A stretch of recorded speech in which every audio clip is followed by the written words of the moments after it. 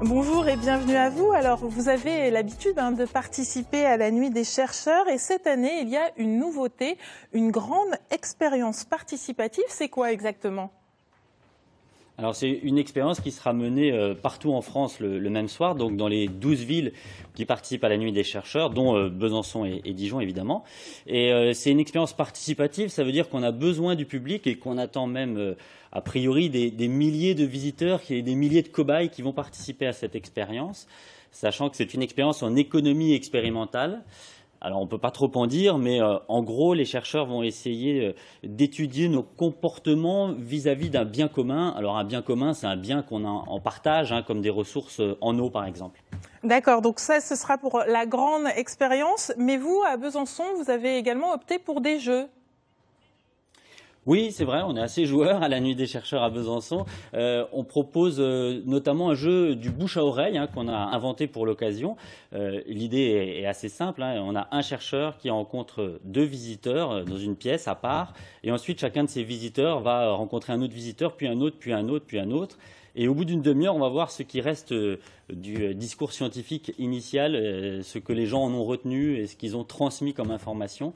Donc c'est intéressant, mais aussi ça va être rigolo puisqu'on va compter les points, faire des équipes. Voilà. Oui, finalement, c'est aussi une manière de voir si le chercheur réussit à divulguer son savoir de façon relativement simple.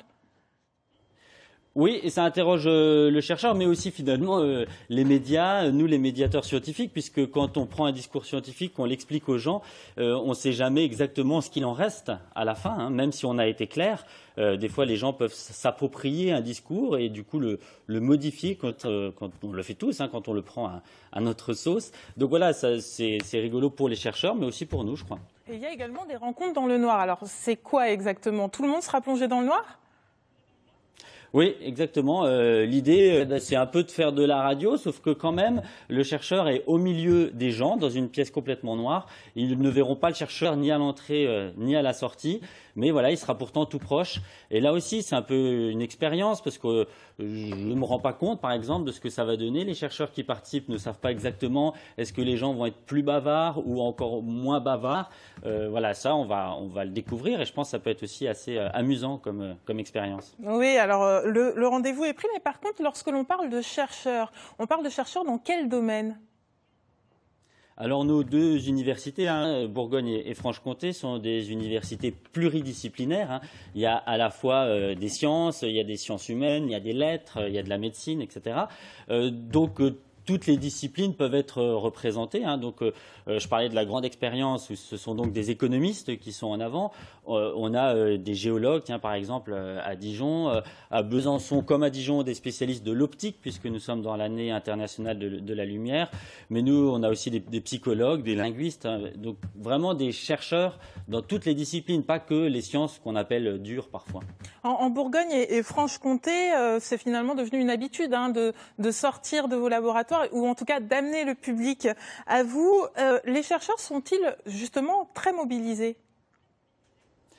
Oui, de plus en plus. En tout cas, on a de moins en moins de mal à les recruter, à les motiver. On n'a pas besoin d'argumenter pendant longtemps. Ils viennent assez spontanément dans ce genre de manifestations, comme la Nuit des chercheurs ou la Fête de la science, ou dans d'autres rendez-vous. Il y a l'expérimentarium à Dijon, il y a la Fabrica Science à Besançon.